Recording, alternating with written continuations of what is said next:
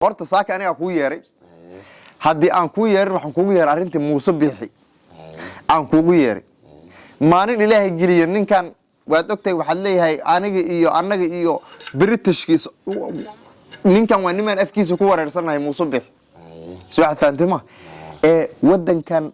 Soomaaliya waad ogtahay maamul goboleedyada way badan yihiin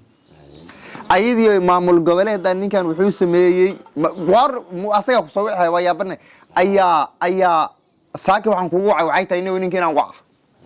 oo yira Muuse Biixi sidaan adigana kuma roona dadweynaha Soomaaliyeed uma roona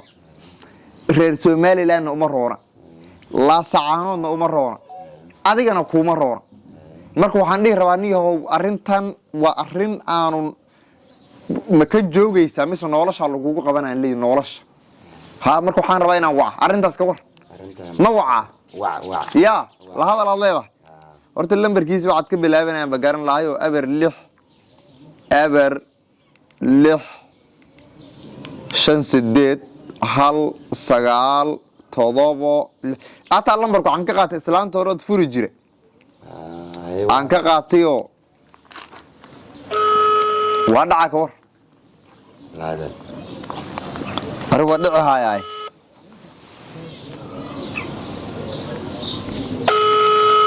waa dhacahay igama qabto halo waa saki halo assalaamu alaykum wa alaykum assalam wa rahmatullahi wa barakatuh Muuse Biixi Sooma waa sagi waa qofkii soo wacay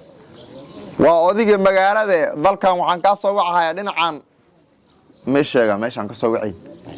ya ha sheegin ma ku dheeriyo meelahan goboladan hoose gada aan ka soo wacayaa gobolkan gada oo gada lambarkeedii waxaan nahay aniga odiga magaalada oo waxaan nahay dhinacan goboladan gada odiga magaalada oo dhinacan nabadgelyada u xil saarnay aqoon iyo meelhiide aan nahay oo marka Muuse Biixi waxaan rabay arintoo yaro oo adiga bal ku saabsan dalka inaan ka wada hadalna markaan dalka ku leeyahay waa ogtahay waa dal Soomaaliyeed waxa ka socdana waa waxaad ka wadaan waa maxal dhigi wax dhaafi waay waxaan ku sheegaa dalku anaga waxaan ka wadna malahan dalkan waa dal la aqoonsinay Somaliland waxay leedahay xuduud waa dad wadamo badan ee hadda ay aqoonsinayeen dagaalkaana kabteedan ka sii wadayna armuuso arintaas ka joog meesha ta ka sii wadan dagaalka arrin ma maqlaysa dagaalka waxa sii bartaasan ka sii wadayna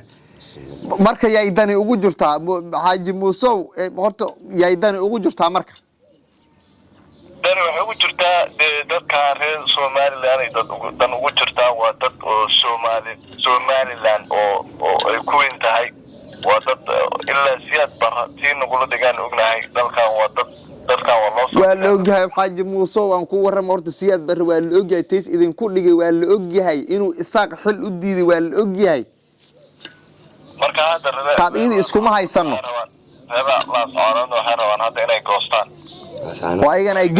ayagana gees ay isu gooyaan isku tilmaamaan wax ciidamada u dulgeyseen waxaasa haye marka inay naga goodana ma rabno waa dhibaatooyin ay noo soo jeedinayaan mar naga goodee oo marada idin ka goodo waxaad leedahay dhibaatooyin ay dhibaatooyin ay noo soo jeedaysaa haye marka waxaan rabnaa reer Laascaanood inaan hadii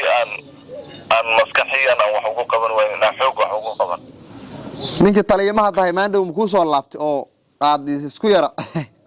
badaantiis yar waynayseen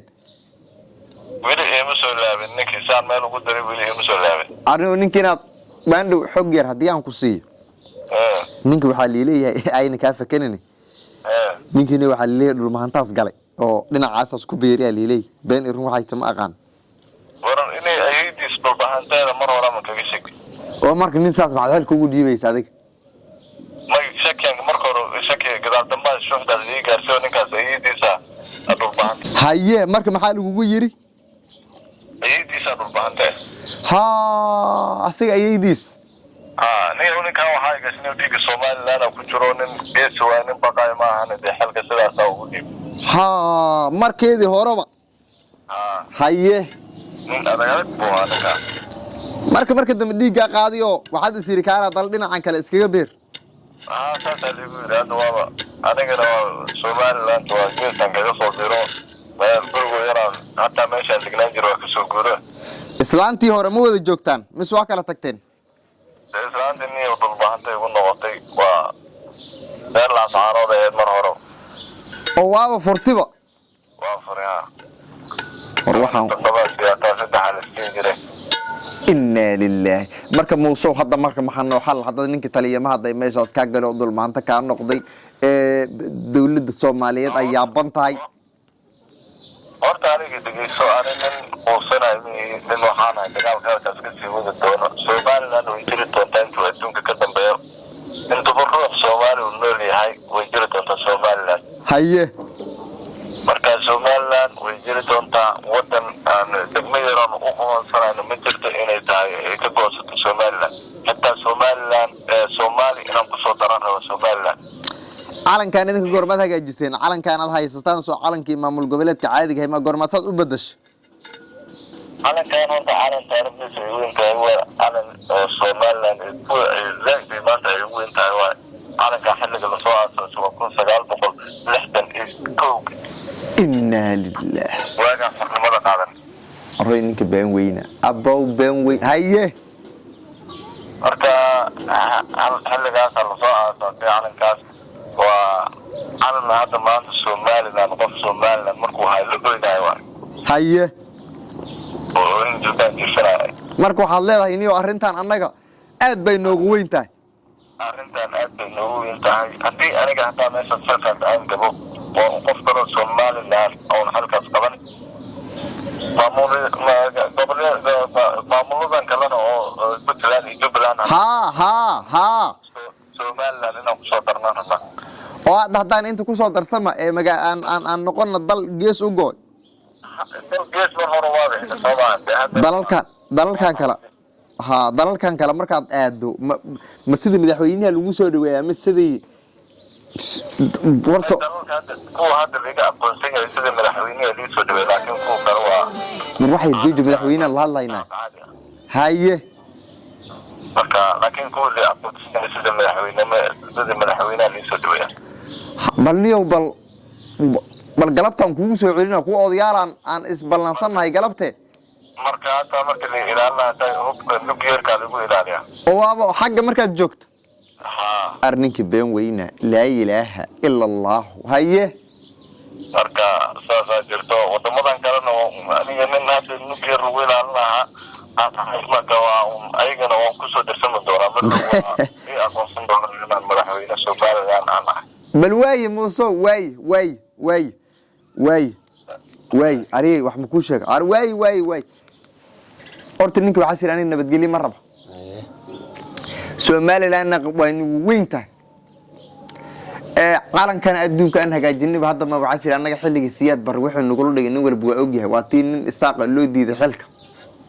oo wali halkan xil laga siinayo maay xilliga asaga xuduud nolol dhigay sir dalkan waa dal weyn la sacaanoodna maanta waxa isku dayday inay goosato goosashada iidaheedna waxaan ugu hor imaadnayaa sir in macnaha maaragtay ay dalkii madoob hatta iska badhaafay Puntland iyo goboladan kale oo dhan rabnaa sir inaan ku soo darno meesha dal weyn ka dhigno markii aan baxo oo nala soo dhaweynayo oo macnaha mar dalalka kale aan tagana dawladaha nagala aqoonsan yahay Soomaaliland ahaan sidii madaxweynaha liiga soo dhaweeya dawladaha kale baan ku yar dhib qaba oo ma ogi waa marka waxa sir hadda nabadgelyo dooni mayno marka waxaan yiri odayaalan u raadinay ninka haduu nabadgelyada noloshan ku qabanayna waa un saas war waa un saas noo kala wadniyo